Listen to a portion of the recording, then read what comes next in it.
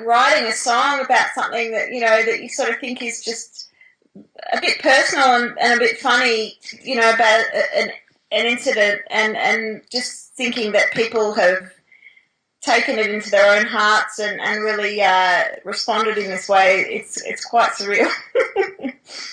You didn't expect this to hit the YouTube like this?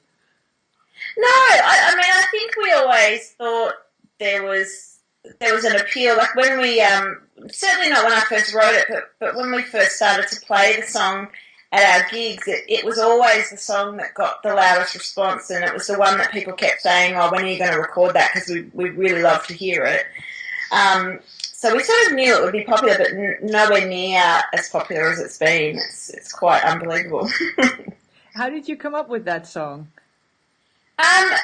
It probably, I think it was something that I've had 4 babies, so I've had a few kind of unpleasant experiences breastfeeding in public, but I remember being quite inspired by, and I've drawn a blank, but there was a girl who in the UK who did a poetry slam about breastfeeding and how confronting it was for her to be asked to go and sit on the toilet to breastfeed, and how anxious she was and how angry she was about some of the treatment, and that stuck with me. And then I guess after I had baby number 4, I had an incident in a cafe where this young guy was, rolling his eyes and muttering. I think he said something like, "Have a bit of respect," and he acted so kind of disgruntled by the fact that I'd breastfed in front of him that I thought to myself, it's as if I've ruined his day. It's like I've cut him off in traffic, or stolen his car park at the mall. And I just sort of thought, this is ridiculous. I don't quite understand what the issue is. And so I remember going home and starting to write this song about breastfeeding, and it probably was started off as a bit of a serious, a little bit annoyed song.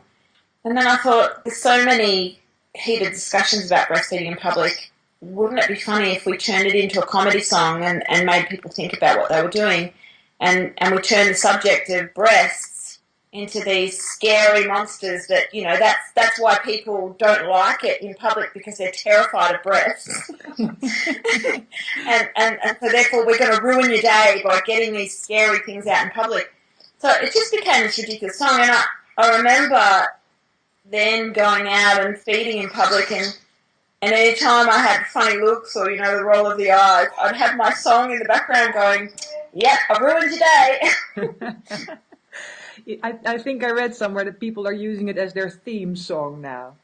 Yeah, it's I think for me more so than obviously it's a bit of a thrill having your song heard by so many people, but the far greater reward for me is that I'm a great believer in trying to leave the world better than when you discovered it yourself, and trying to use the little bit of talent that you have, or the little bit of creativity that you have to better the world, or make change for the better. And having 2 girls myself, I sort of thought, wouldn't it be great if I could use my art, or use this hobby that I've got, to try and make a bit of change, or spark some thought at least into some of the issues. And so I think the biggest reward for me is that I see the song as empowering people, and I've had so many people contact me and say, the next time I get a dirty look, I'm going to sing your song. And I think for me, having babies and having children, it's a beautiful experience, but it's also quite confronting, because you go through a whole gamut of emotions, and I remember feeling, particularly after baby number 3 and 4, this terrible wave of anxiety going out of the house, thinking, what am I going to wear? What am I going to wear to hide all these, new folds of skin and this extra weight I'm carrying? And so, I felt anxious enough just to be out in public. So the thought that people had that I was breastfeeding in order to draw attention in a sexual way was so ridiculous. And I think when you get those negative comments or the negative looks, or you get asked to move somewhere else when you're breastfeeding, it just it adds to the already anxious, nervous, sometimes negative feelings you have after having a baby. And I guess what I hope in this song is that it actually empowers people and it makes them think, you know what, I'm not doing anything wrong here. If you're going to react that way, then that's your problem. I think it's brilliant. I don't even have any kids. I've been humming it for a week. So that is one catchy song. Yeah, I think that's we. I love the group that I'm in. Kathy and I, we our whole vision of Sparrowfolk as a band was really to bring joy and make people see the lighter side of life, and kind of.